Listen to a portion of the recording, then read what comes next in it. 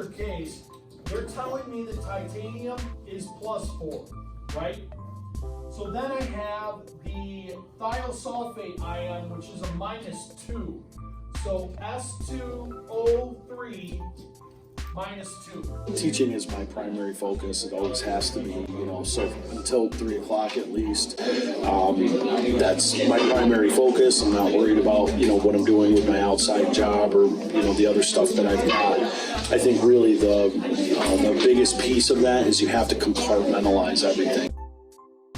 I mean, originally when I started DJing, it was for a different purpose. Obviously, it was to try and help me make a little money, have a side gig, and I think I realized that before it was a situation where, because I don't know that I was doing all of those things because I needed the money.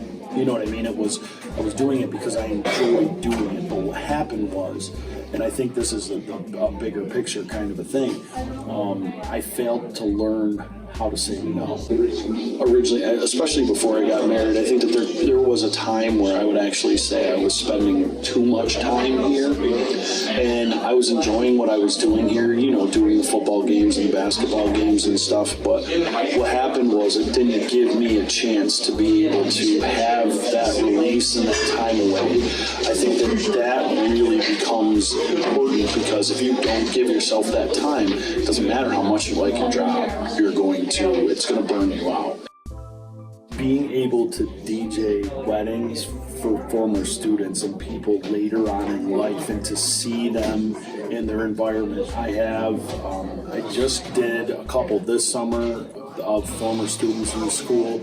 I have a couple coming up. Some are moving forward. It's just great because when you can see, it helps me at my job because I'm seeing these people that used to be kids, yourself included. I mean, you were a kid in my class, sophomore in high school, junior high school, and then you're getting married or you're in college, you're an adult, like you're doing real life things, and it feels like, regardless of whether I was a specific influence in somebody doing those things, I can still see them in real life, which is what we all have to get to at some point.